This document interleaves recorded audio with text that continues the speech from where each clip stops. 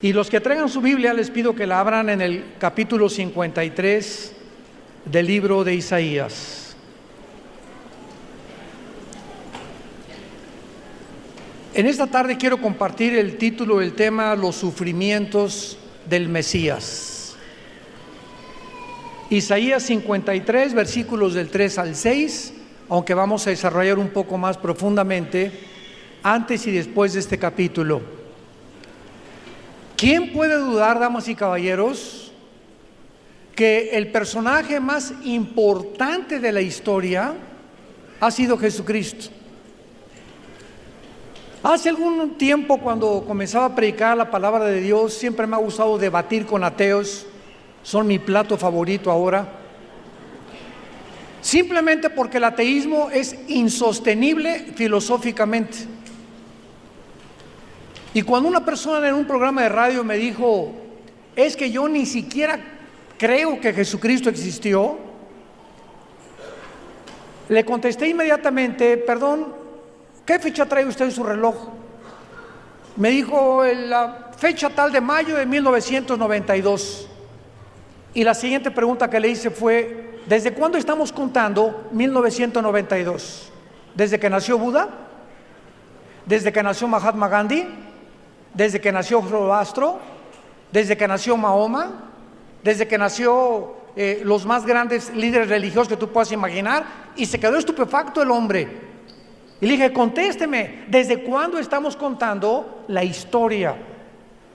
Y una de las personas se interpelaron inmediatamente y le dijo: no seas bruto. Cristo es el divisor de la historia. Y contamos los días. Es tan importante la entrada al escenario mundial de la persona de Cristo, que contamos los días a partir de su nacimiento hasta nuestros días y antes de su nacimiento.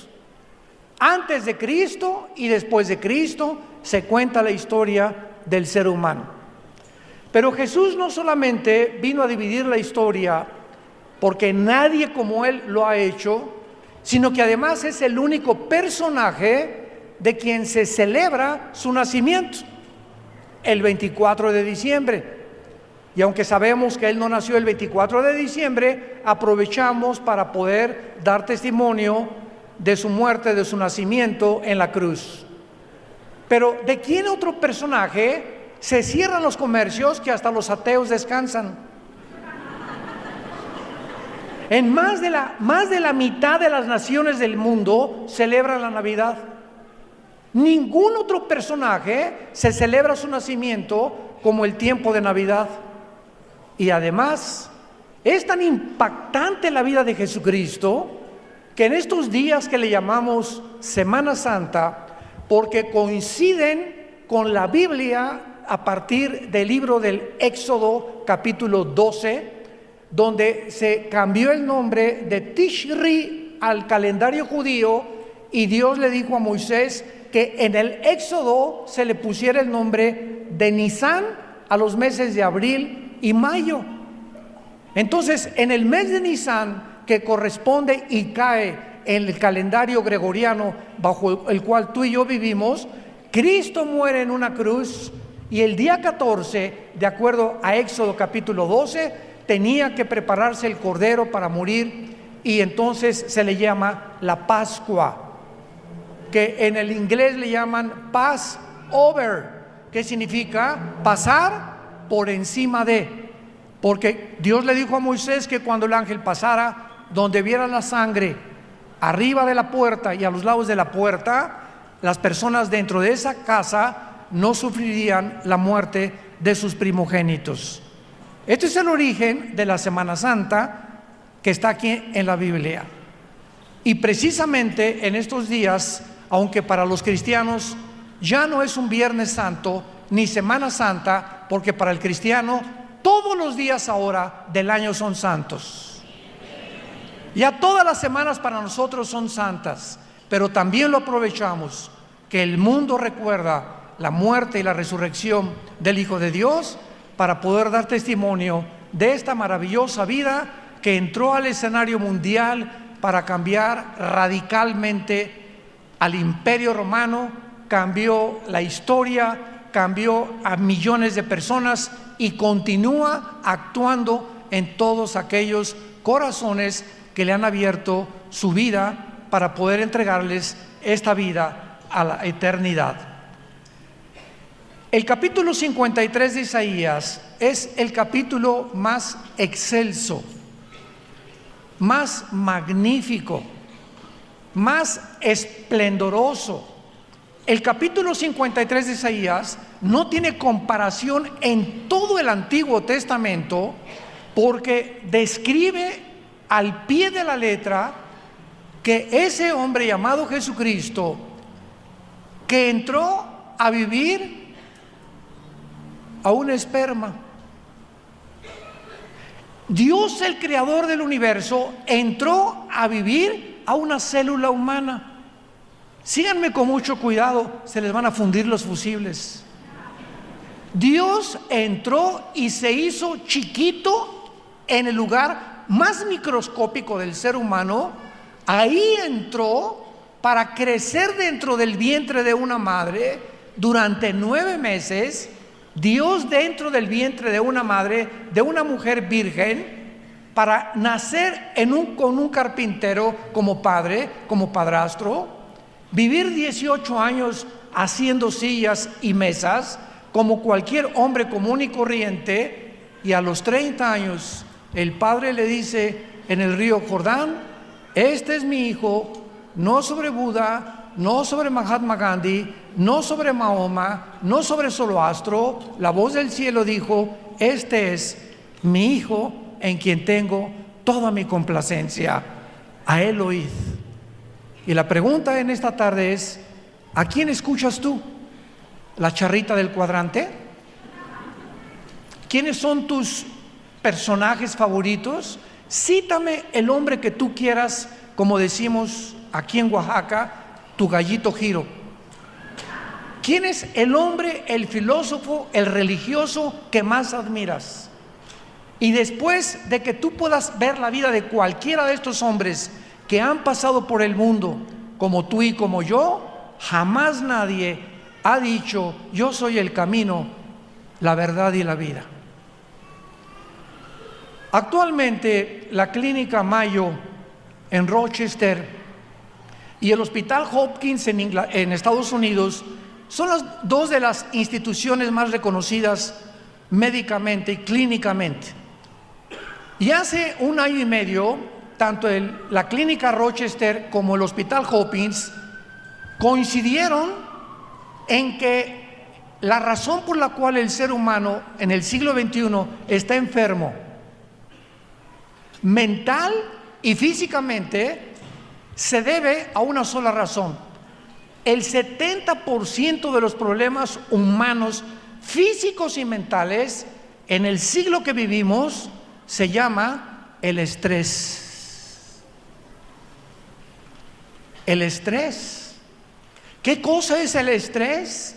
Es un estado del alma, un alma inquieta, un alma rencorosa, sin paz, intranquila, amargada, con heridas que te hicieron en la juventud, en la infancia, en tus exmaridos, tus exnovios.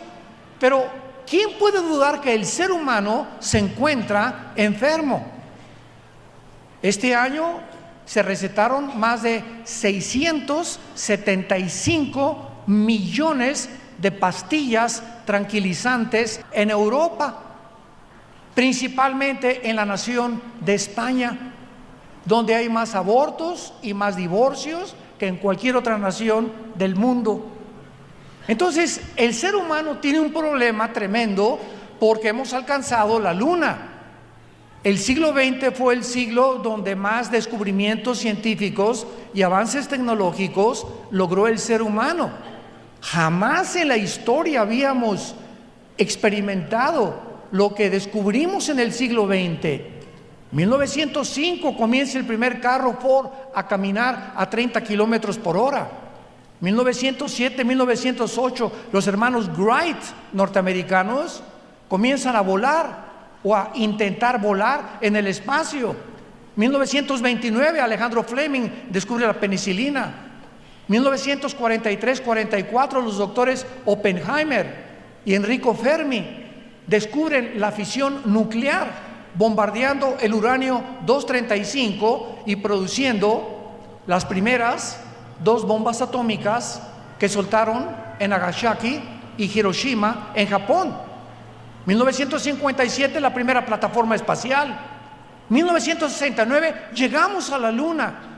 1971-72 comienzan las redes de internet y el celular. Y llegamos ahorita al siglo XXI, en el año 2019. ¿Qué nos sorprende? Vean a los chamaquitos de 4 o 5 años con la iPad y con su iPhone. Ahí están, dale, brincan y le cambian. Cuando yo era niño jugábamos a la matatena, al trompo, al trompo callado le llamábamos, a las canicas. Veíamos a las muchachas, ¿verdad? Y las muchachas a lo mucho se pintaban un poquito, parecían maripositas así, y adiós desde lejecitos, y nosotros ni caso les hacíamos. Estamos en un mundo que ya perdió la brújula, un mundo desquiciado, donde nadie sabe realmente cuál es el camino. Y Jesucristo vino hace 2000 años y nos sigue llamando que nos volvamos a Él. Él es el camino. Él es la razón por la cual tú y yo nacimos. Y mientras tu vida no esté en Jesucristo, escúchame, seguirás de hombre en hombre, de mujer en mujer, de botella en botella, de teatro en teatro, de divorcio en divorcio, buscando siempre y sin encontrar. Porque esta vida no tiene nada que ofrecernos más que desilusiones, tristezas y frustraciones. Cuando Dios presenta a Jesucristo en el capítulo 53, nos presenta a Jesucristo anteriormente como un siervo, porque a eso vino Jesucristo. El Dios creador nos viene a lavar los pies, a hincarse y a lavarnos los pies y mostrarnos que la humildad es la virtud más grande del ser humano. La humildad. Y la antítesis de la humildad es la arrogancia, la soberbia, el demandarle a Dios. ¿Y tú por qué permites los tsunamis? ¿Y por qué permites los terremotos? ¿Y por qué permites esto y el otro? Y sabes que en ese momento estas personas se endiosan y lo único que hacen es decirle a Dios: bájate y siéntate aquí y ahora yo voy a ser el abogado acusador. Y a ver, contéstame, ¿por qué hiciste esto y esto y aquello? En otras palabras, hombres y mujeres que se atreven en su soberbia intelectual a creer que si ellos hubieran sido Dios, hubieran hecho un mejor papel, sin entender que los pensamientos de Dios no son nuestros pensamientos, ni sus caminos son nuestros caminos. Él no piensa como tú piensas, ni como yo pensaba, ni como el ser humano natural sigue pensando.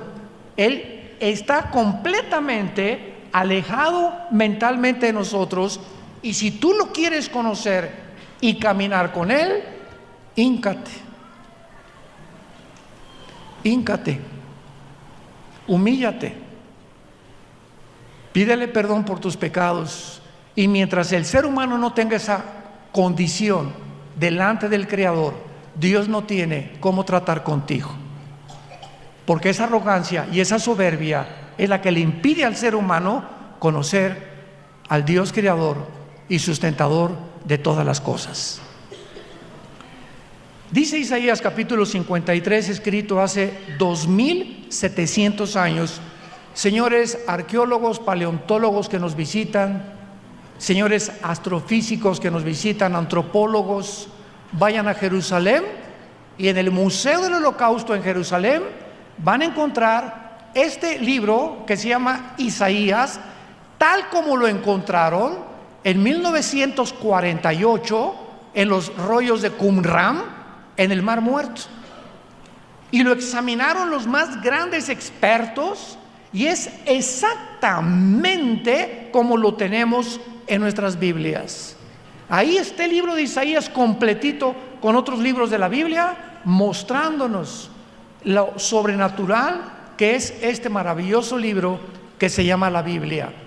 Entonces estamos leyendo algo que sucedió hace 2700 años, o sea, Isaías escribió 700 años antes de que Jesús naciera, y el capítulo 53 lo escribe, noten ustedes todos los verbos en tiempo pasado.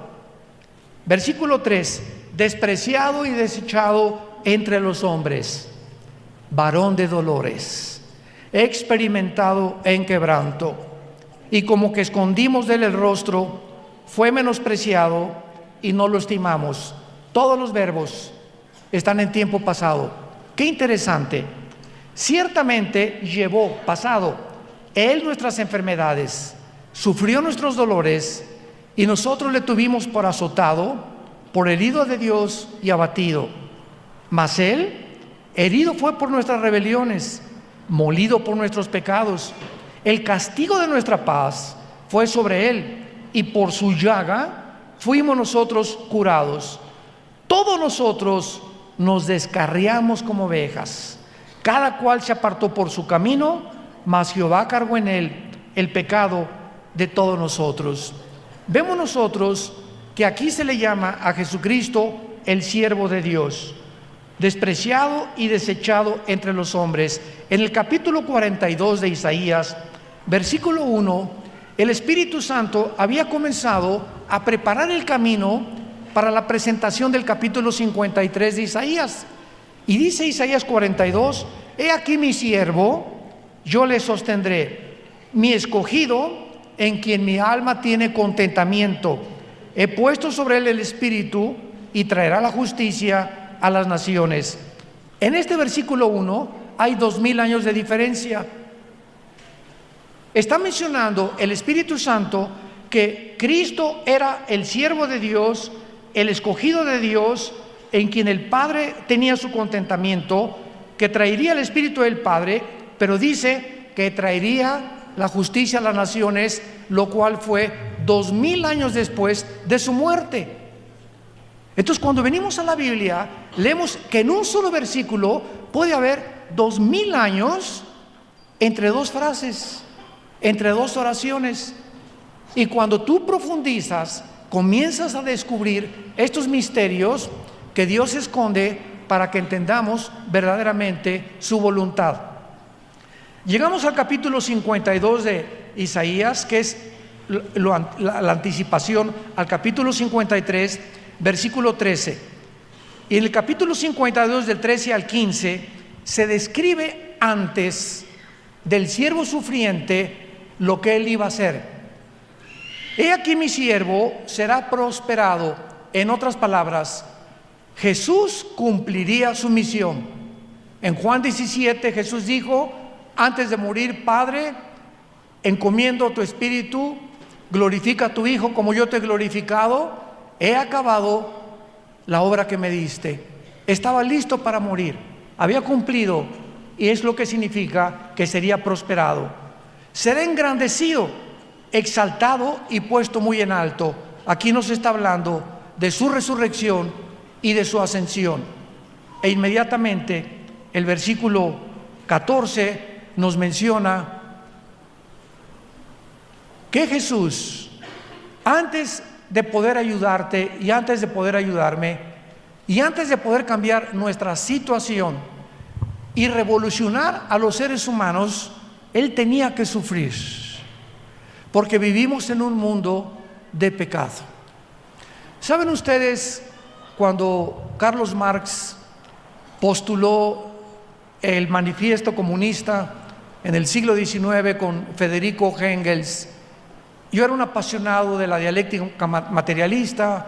El comunismo para mí era la respuesta a la ideología, a los problemas humanos. Y Carlos Marx postula una ideología donde se le llamó la lucha de clases. Entonces, Marx veía al mundo como un problema entre dos clases sociales, entre el proletariado y entre la burguesía. Y de acuerdo a su mente, él era judío, Carlos Marx, de acuerdo a su mentalidad, él estableció y postuló esta tesis: si el proletariado derriba a la burguesía, o sea, si los pobres dejan de ser pobres, quitándoles a los ricos lo que ellos tienen y tomando los pobres en lugar de los ricos, la sociedad tendrá justicia. ¿Saben cómo se llama esto? Sin que yo me hubiera dado cuenta en aquel tiempo, y como la mayor parte de las gentes que han abrazado esta ideología no lo saben, se llama robo calificado. Porque quitarle a alguien su propiedad bajo el nombre de expropiación es un robo, y Cristo prohíbe el robo. Uno de los mandamientos es: no robarás. Entonces, de acuerdo a esta postulación, ahí se soluciona el problema. Y cuando se puso en práctica esta ideología en 1917 del siglo pasado por un hombre llamado Lenin, en la revolución bolchevique, el comunismo comenzó en Europa, en Rusia, a extenderse, pero la guerra mundial la ganan los rusos con Inglaterra y con Estados Unidos contra Alemania, Japón e Italia. Y entonces en 1952 se levanta la Unión de Repúblicas Socialistas Soviéticas con la bandera del comunismo, peleando y tratando de competir contra la democracia del mundo capitalista que había ganado Estados Unidos, Rusia y también Inglaterra. Entonces Rusia se separa después de la Segunda Guerra Mundial de Inglaterra y de Estados Unidos, y la ideología comunista se ofrece al mundo, que ahora ya no se llama comunismo, ahora se llama socialismo, como la esperanza de las sociedades y el beneficio de los pobres. Bueno, esto fue en el área de la política, cuando antes de Marx surgió un hombre llamado William Shakespeare, un dramaturgo inglés. Dijo que el problema del hombre era la lucha no solamente de clases, sino un defecto trágico. Después surgió tu padrino Sigmund Freud, el padre de la psicología y del psicoanálisis. Freud ofrece al mundo y dice: el problema del ser humano es la mente, y comienza a hipnotizar a sus pacientes de neurasténicos, pasándolos a la mente inconsciente para tratarlos y regresarlos al consciente y sanar la mente, creyendo que se encontraba ahí el problema humano. Y así encontramos que a través de la psicología y la psiquiatría, que ha ayudado al ser humano a descubrir muchos de sus problemas, ni el comunismo, ni el defecto trágico, ni la lucha de clases, ni la mente es el peligro ni el problema del ser humano. Dios, como el creador de todos nosotros, nos vino a revelar el problema del ser humano. No está en la mente, no está en la lucha de clases, no está en la desproporción de la pobreza y la riqueza. El problema del ser humano, la Biblia le llama pecado. ¿Sabes qué es el pecado? La palabra amartia en el griego, la palabra shatá en el hebreo, significa lo siguiente: el pecado es fallar el blanco. Pones un blanco y agarras un arco con flechas, y los blancos tienen muchos círculos y un circulito chiquito en medio. Y el problema está en atinarle al circulito de en medio. Si le pegas arriba, a un lado o juntito al blanco, no le has dado al blanco. El blanco es el circulito del medio. Cuando la Biblia dice que todos nosotros hemos fallado al blanco, el blanco es Dios.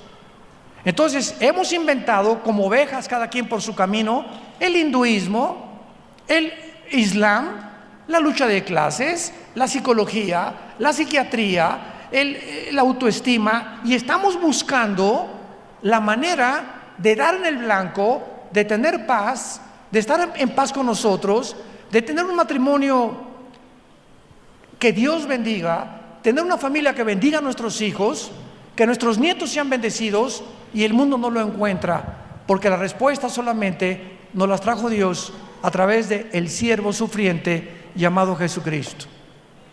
Miren lo que dice Isaías 53, versículo 14. ¿Cómo se asombraron de ti muchos? De tal manera fue desfigurado.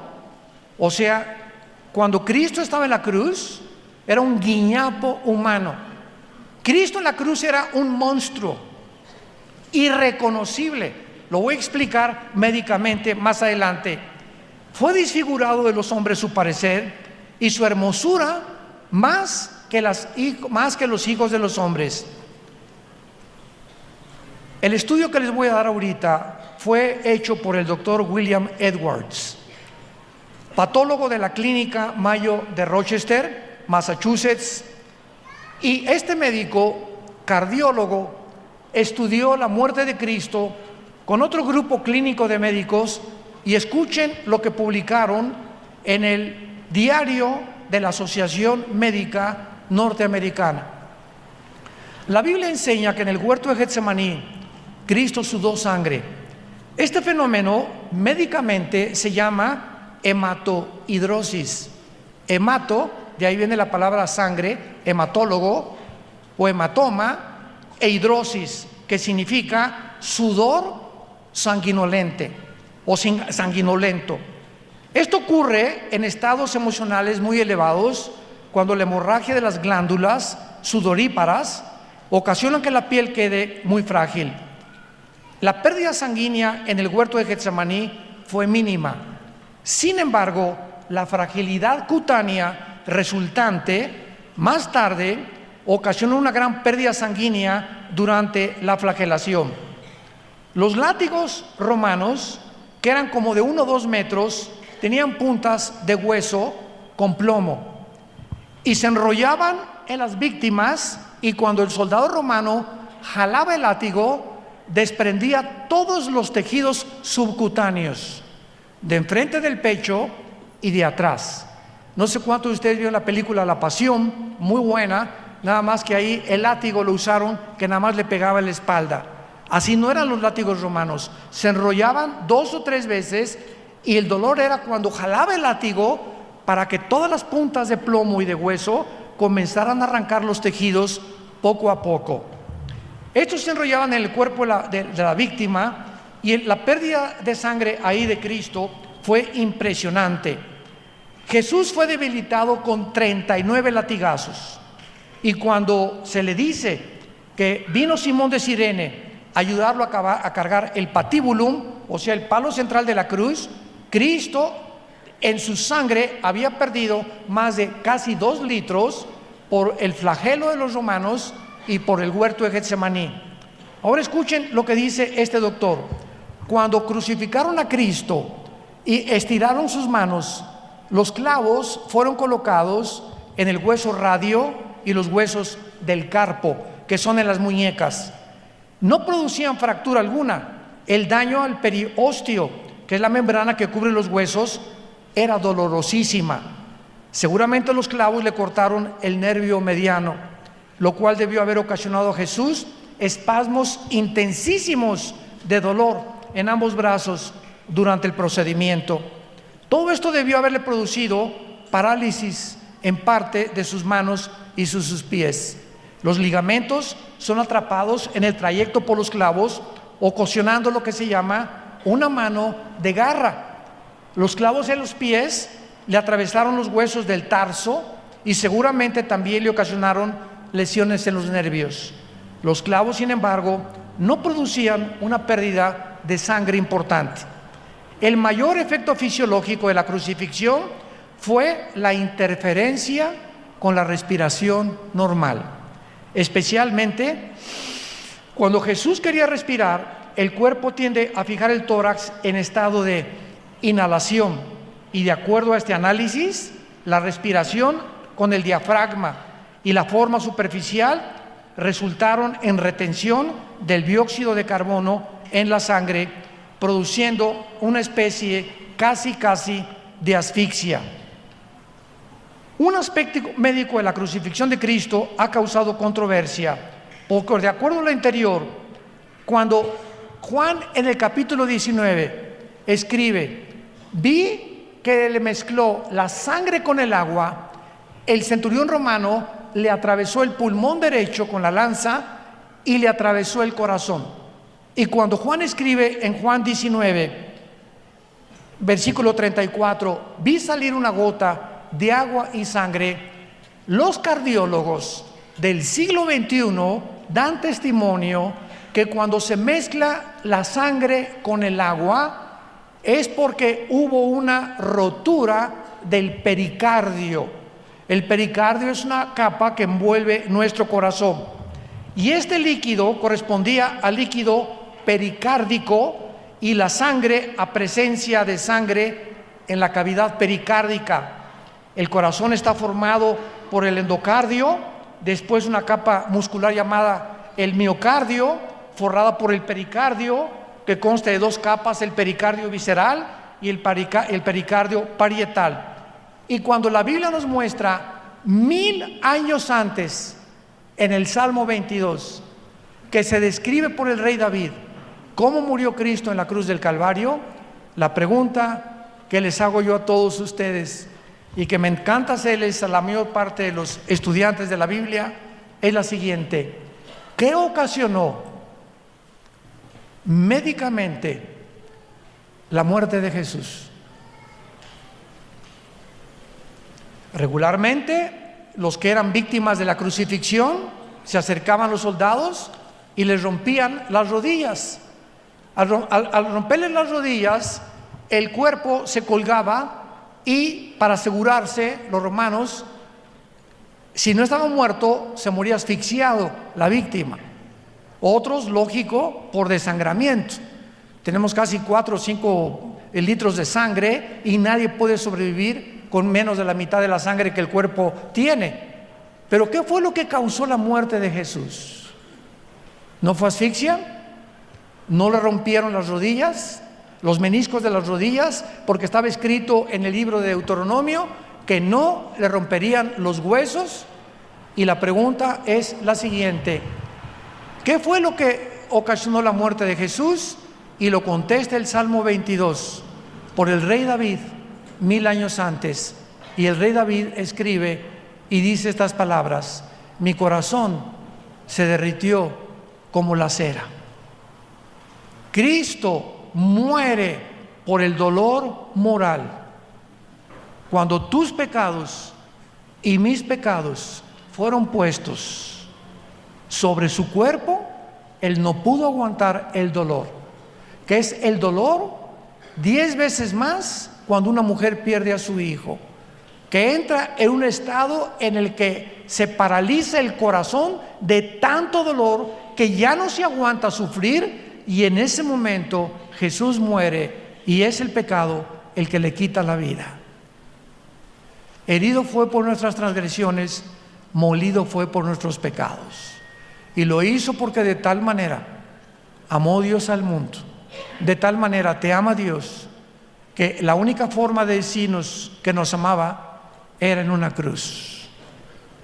Desde que yo conozco el Evangelio de Cristo hasta estos días, cuando yo tengo dudas, porque todos lo tenemos, y pasan etapas en nuestra vida donde dudamos y donde comenzamos como Abraham, como David, como Pedro, que hasta lo negó a Cristo un día.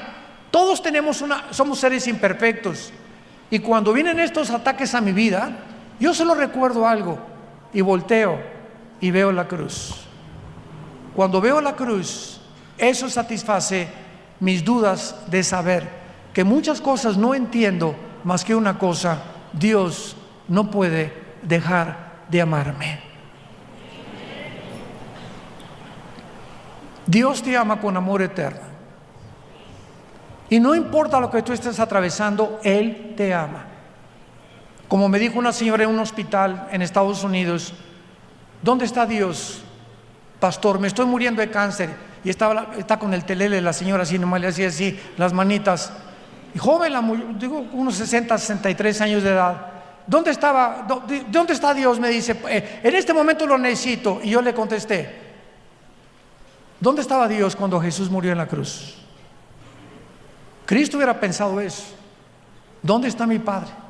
Y por eso gritó: lama, lama sabactani, Elí, Elí, ¿por qué me has desamparado? En ese momento Dios lo abandona al Hijo, Porque en ese momento misterioso de las 12 a las 3 de la tarde se oscurece el universo, y en ese momento entre el Padre y el Hijo no se nos permite ver qué pasó en esas 3 horas. Entre el Padre y el Hijo hubo algo de las 12 a las 3 de las tinieblas, y fueron esas 3 horas, porque el 3 es el número de la Trinidad, en el que el Padre ponía tus pecados y mis pecados en la vida de su Hijo Jesucristo. Y la santidad del Padre evitó, y no podía Él en ese momento estar con su Hijo. En ese momento el pecado mató a Cristo, lo separó del Padre, para que tú y yo nunca fuéramos vueltos a ser separados de Él. El que no escatimó a su Hijo, lo entregó por todos nosotros. No perdonó a su Hijo, nos perdonó a nosotros por causa de su Hijo Jesucristo. Y más adelante dice el Isaías 53, herido fue por nuestras rebeliones, molido por nuestros pecados, el castigo de nuestra paz fue sobre él, y por su llaga fuimos nosotros curados.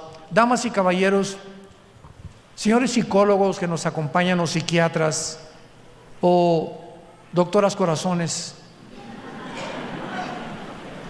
o astrólogos, o todos los que están buscando cómo cambiar la esquizofrenia, que es un problema mental del ser humano, cuando el hombre tiene 2 personalidades, la sociopatía, la psicosis, la paranoia, que los psicólogos han bautizado con estos nombres, donde el ser humano no está actuando normalmente.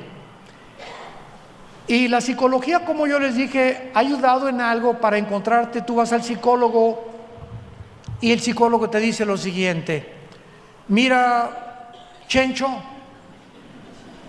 tú eres como eres porque te violaron de niño. O tal vez tienes tendencias homosexuales porque te violaron de joven. O tienes tendencias lésbicas porque tuviste una experiencia sexual traumática con un hombre que te ha hecho acercarte más a las mujeres que a los hombres. O tú tienes este problema porque fuiste muy golpeado por tu papá, o porque fuiste hijo de una prostituta, o porque nunca tuviste un hogar funcional. Entonces, la psicología nos ayuda a poder descubrir qué fueron las causas por las cuales la conducta del ser humano se manifiesta como se manifiesta. Pero escúcheme con mucha atención: ningún psicólogo, ningún psiquiatra te puede curar.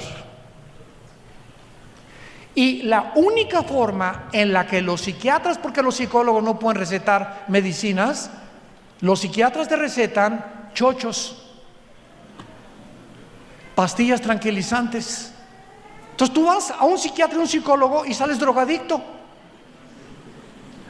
El 98% de los hospitales psiquiátricos en el mundo, damas y caballeros, el 98% de los hospitales psiquiátricos en el mundo, el 98% de los pacientes están drogados. La única forma en la que los pueden manejar es químicamente. Jesús, María y José y el burrito que los acompaña. No hay manera de curar a un esquizofrénico. Te calman con chochos, con químicos que te vuelven peor de como estabas. Bueno, es que el doctor me dijo que 3 miligramos y él está controlado. El mes que entra te receta 10 miligramos. Y al ratito vas a aparecer alambre eléctrico en la noche. Damas y caballeros, la Biblia es el único libro que nos ofrece sanidad.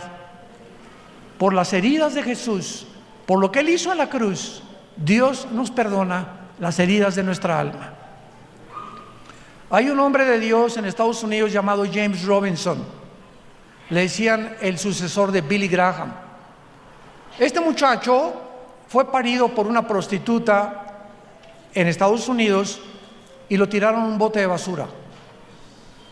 Lo recogió otra prostituta, el bote de basura, y se le llevó a su casa como 6 o 8 meses y lo volvió a tirar en un basurero cuando tenía como 1 o 2 años. Pasó otra prostituta cuando tenía 3 o 4 años y lo volvió a recoger. Vean la mano de Dios. Y esta prostituta, como a los 6 o 7 años, lo metió en un orfanatorio. Y James Robinson estudió en el orfanatorio de los 6 a los 15 años de edad, y a los 15 años de edad recibió a Cristo como su Salvador.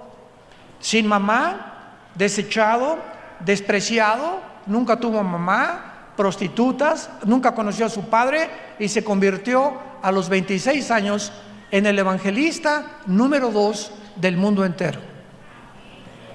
Y sigue viviendo en Dallas, Texas, en la iglesia de Gateway se llama, como uno de los pastores principales y uno de los más grandes hombres de Dios que el mundo ha conocido. Entonces, nadie tiene la excusa de decir: soy como soy porque mi mamá, porque mi papá, porque mi esposo, porque mi novio, porque mi hermano. El día que tú dejes de echarle la culpa a cualquier otra persona y digas: soy lo que soy porque yo he escogido ser, y mis decisiones que yo tengo son por las consecuencias que yo he sembrado con mi conducta, en ese momento te vuelves una persona madura.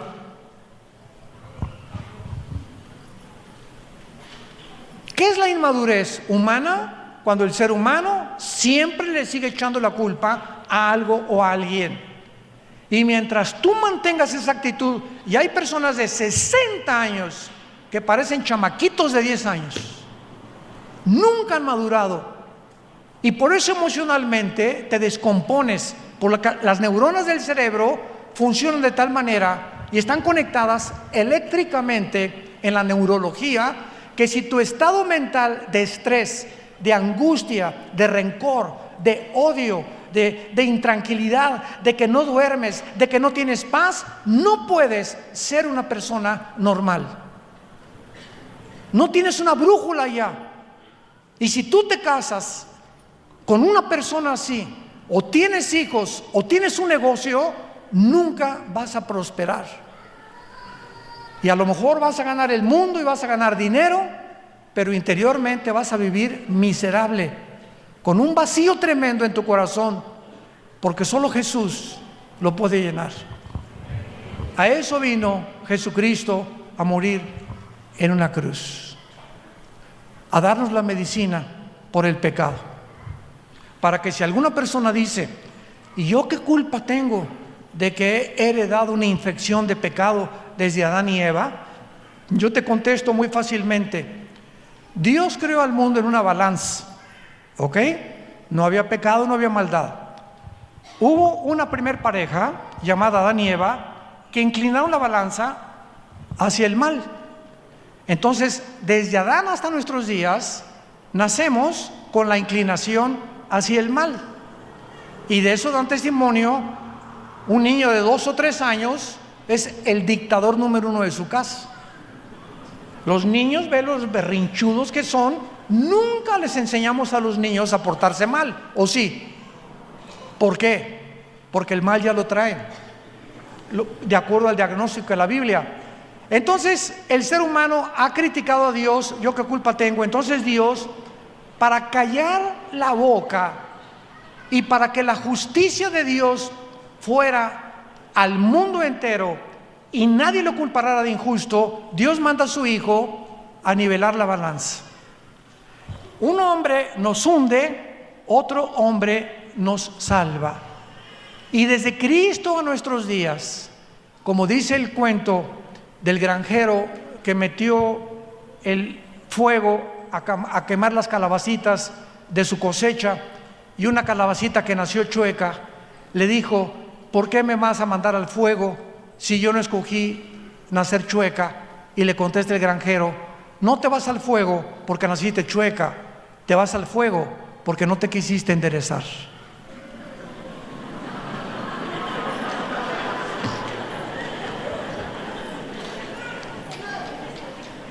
El día que tú madures, no le vas a echar la culpa a nadie.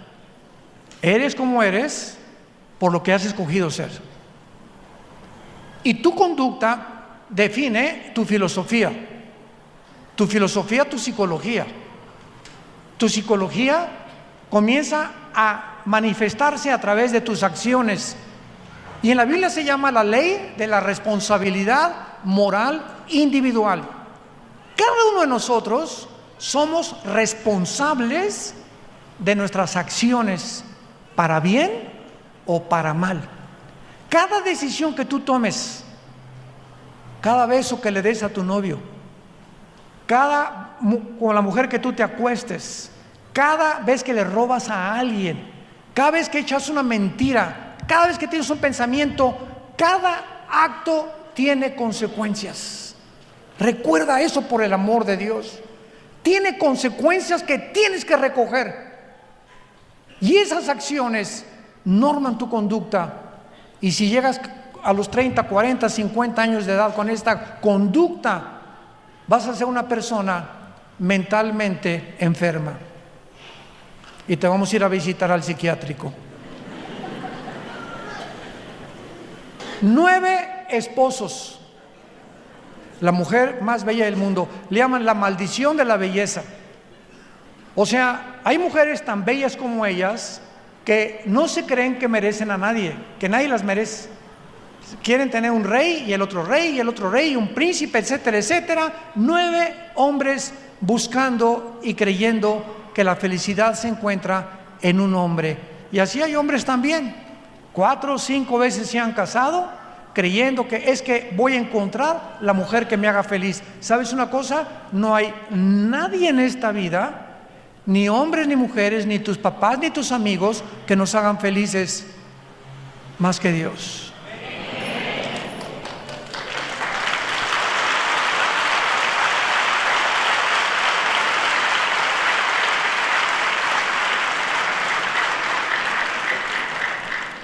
Y esta es la razón del primer mandamiento. Amarás a Dios con todo tu corazón, con toda tu alma, con todas tus fuerzas. Yo le dije a Dios hace algún tiempo: ¿serás un ególatra, Dios? ¿Eres tan egoísta que nada más tú? ¿Por qué nada más no puedo amar a mi novia con todo mi corazón? ¿A mi esposa? ¿A mi perro Fido? Y cuando pasó el tiempo, estuve orando y así la respuesta fue impresionante.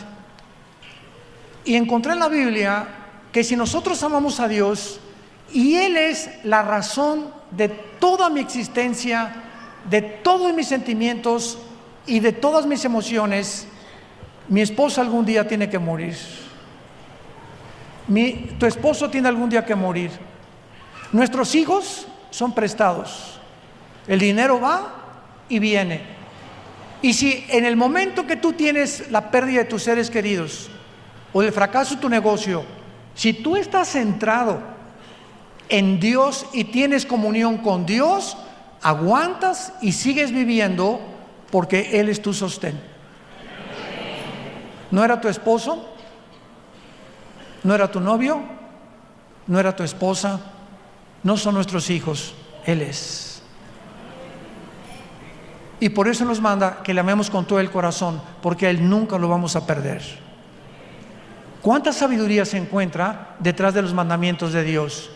Dice el rey Salomón: todas las razones de mi boca son justas, no hay en ellas nada torcido ni perverso. A los que las aman es porque han tenido entendimiento, y los que han entendido entendimiento tienen sabiduría porque son razonables a su corazón. Proverbios capítulo 8. Todo lo que Dios nos dice tiene una razón y una sabiduría. Y cuando nos apasionamos con Dios y entendemos que la vida es Dios y que es Jesucristo el que murió en una cruz, comenzamos a entender la razón de por qué seguimos vivos. Todos ustedes que están en esta tarde aquí, los que nos ven por la televisión y los medios sociales, la única razón por la cual Dios está permitiendo que tú escuches este momento es porque Dios te ama. Porque Él quiere que tú vengas hoy a la cruz, que te arrepientas de tus pecados, que entiendas que Él es la razón por la cual tú sigues viviendo, y que si tú no has muerto es porque tu misión no ha terminado. Hace 2 semanas, en la carretera Toluca, México, 4 muchachos, 14, 16, 20 y 21 años, se fueron a una barranca y murieron instantáneamente. Venían de una fiesta de México de puro piruration. Ahora les llaman fifís. ¿Cuántos de ustedes que me escuchan, muchachos, me dices, ahorita tengo 16 años, 20 años, tú no sabes nadie si mañana amaneces? Cuando oigas su voz, no te endurezcas. Hoy es el día de tu salvación. Hoy es cuando Dios te dice, ven a mí, acércate a mí, que te voy a dar la vida eterna y el perdón de tus pecados. Porque Cristo murió conforme a las Escrituras, fue crucificado, fue enterrado y fue resucitado los 3 días para pagar los pecados de los seres humanos. Para que tú entiendas que fuera de Cristo nadie va a poder pagar tu cuenta, ni nadie puede sanar tus problemas de traumas, de tu juventud, de tu infancia, de tus exmatrimonios, más que el Hijo de Dios. ¿No quisieras en esta tarde abrirle tu corazón y decirle ahí desde tu lugar, con tu cabeza inclinada, Señor mío y Dios mío, te pido perdón por mis pecados? Creo que en esa cruz pagaste por ellas y por ellos, y que siendo pecador, tú me has amado. Creo que a los 3 días Jesucristo resucitó entre los muertos, y ahora te pido, Señor, que entres a mi corazón como mi Señor y mi Salvador. Te doy las gracias por tan grande amor y por mostrarme que la corta vida que me queda, separado de ti, nunca podré lograr mis metas, ni mis objetivos, ni tampoco la razón de vivir, porque la he encontrado en tu persona, en el nombre de Jesús. Amén. Gracias a Dios por este libro maravilloso. Gracias a Dios por la palabra de Dios. Gracias a Dios.